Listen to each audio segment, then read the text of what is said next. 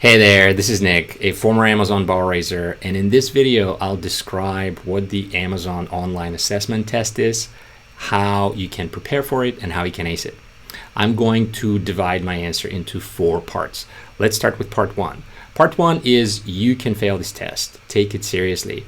I made this mistake myself until recently. I was telling our customers that, hey, don't worry about it. This is just a touchy-feely test. There's no right and wrong answers. Amazon wants to see what your approach is to solving problems.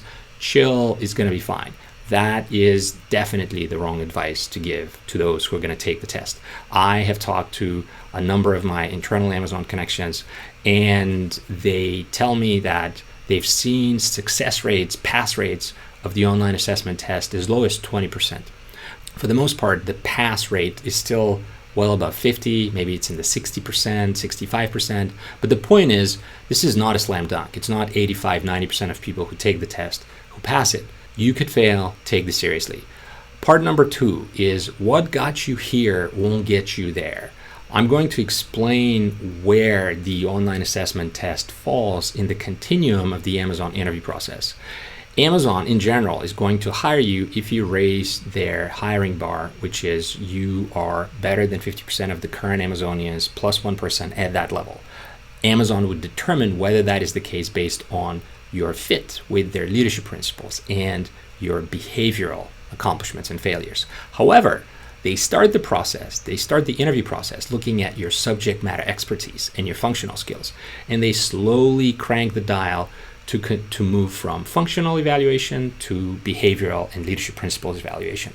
So at the very top of the process, at the very top of the funnel, they start by looking at your resume. And your resume, it's all about the stuff you've done. It's all about your accomplishments, your subject matter expertise, so on and so forth.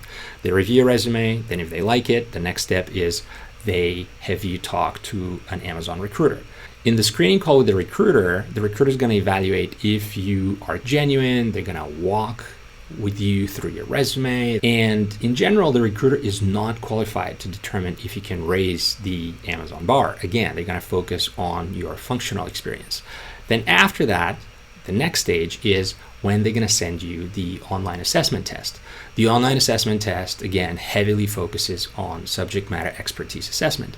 You're going to see the initial kind of creeping in of behavioral and leadership principle concepts in there, but still, it's a functional skills show, the online assessment test is.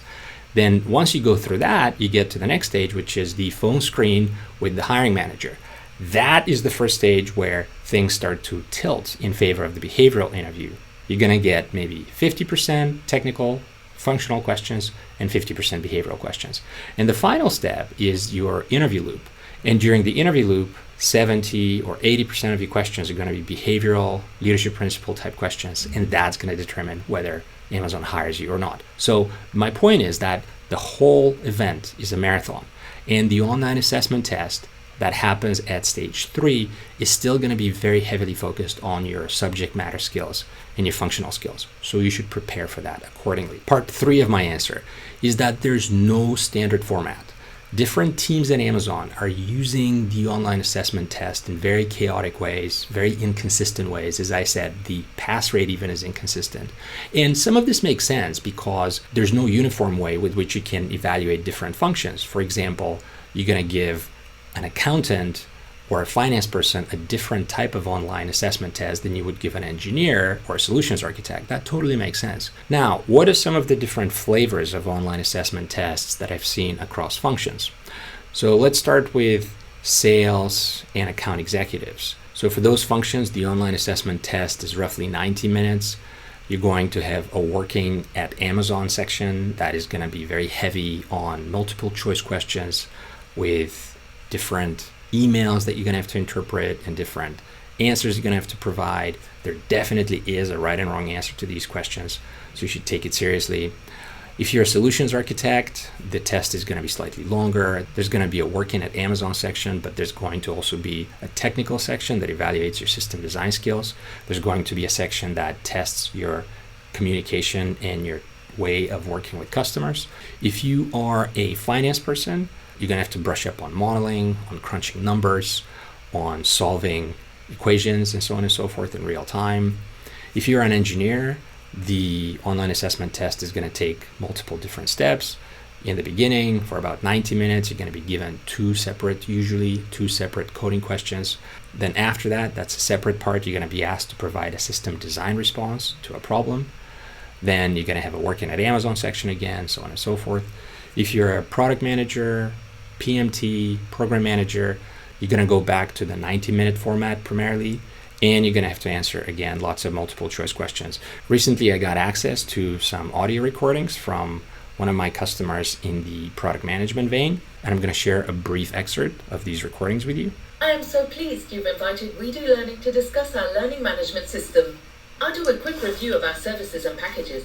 After that, I'll turn it over to you to ask questions and review what you've heard. Okay, so you see how this is almost like a listening comprehension test, where you're going to hear a few different scenarios with multiple people talking, different viewpoints made. Then you're going to have to provide your responses in a verbal format in some cases, in a written format in other cases. Okay, and now this gets us to part 4. How do you get ready for this whole thing? How do you prepare for the online assessment test?